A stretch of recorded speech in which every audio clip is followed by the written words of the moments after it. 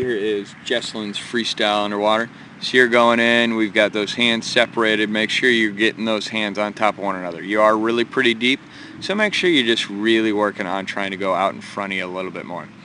As your arm comes in, you're going right into that next pull. So you want to make sure when that hand enters right there that you're getting that in angle, but then you're also getting a lot further extension. That's going to allow you to get rid of all of these bubbles right there. Anytime I see bubbles on hands, especially on freestyle, usually that tells me that you're just being a little too aggressive on that stroke. So we need to get a little bit longer on those arms.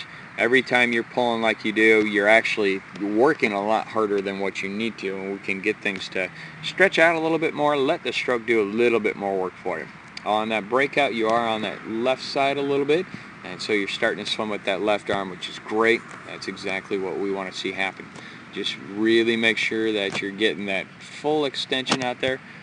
We've got some really good shots here where you're ending up, and that's your elbow bent already. You should be able to get just a little bit further extension. In order to go fast, it doesn't necessarily mean you got to make your arms go around as fast as you can. You can actually get a lot more speed by taking a couple fewer strokes. Just get that full extension up in front of you and just get more out of each arm pull. Nice job.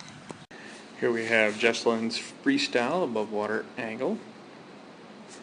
Kind of move her start through on just kind of a slow motion. See her leaning back quite a bit on that start. A lot of times when you do that, we'll end up using your arms a little bit more. I see a little bit of arm usage, so it's not too bad. The one other thing is you are down on the heel of that back foot, so make sure you're getting up on the ball of the back foot. If you're on a smaller block where the ball of the foot is on the block and the heel is off, you've got a little bit of that kind of going on right now. That's fine, that works, but we'll want to make sure that you do get up on the ball of your foot and off the heel as you're going through your track start. So you're going through here, your body is just kind of telling me right here that you're going to go straight down in the water. We want to be able to make sure that you're working on trying to shoot out just a little bit further so that you can get a much further start. That's going to help give you a little bit more power.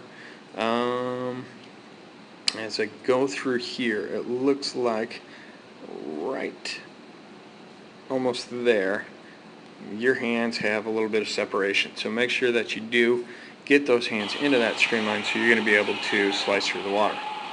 A little early on that breakout, so be just a little bit more patient. Great turnover rate as we're going through. You're just trying to really upper body everything. What you're going to want to pay attention to is what your kick is doing back there. Normally we should see a lot of white water, and we're not seeing a whole lot out of you. Going through the turn, you had great heel speed, your feet got around real well, love it. One thing I did want to point out is your arms, when they reach out up there, you tend to have just kind of a angled position the whole time. You're not ever able to really get that full extension out in front in that straight line reach. So make sure you're always really working on reaching out in front of you further. Don't be so aggressive into getting into that next pull. Going through, looking at how we're going to do for this finish.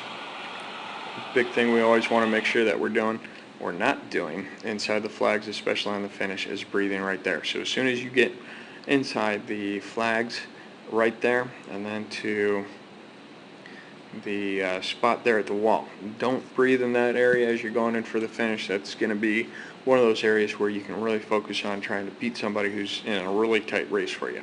If you take that breath, you tend to end up having that touch out at the end. As we look at the end here, you're finishing on that right arm right when your head's almost at the wall.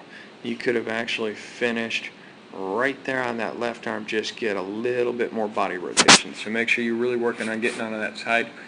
If you reach a little bit further, get a little bit more patient with that stroke and get onto that side more, that's going to give you a much lower stroke count per 25, which is going to help you in the long run, but it's also going to make you a lot more efficient so you're not having to fight the water nearly as much. Nice job, Jesselyn.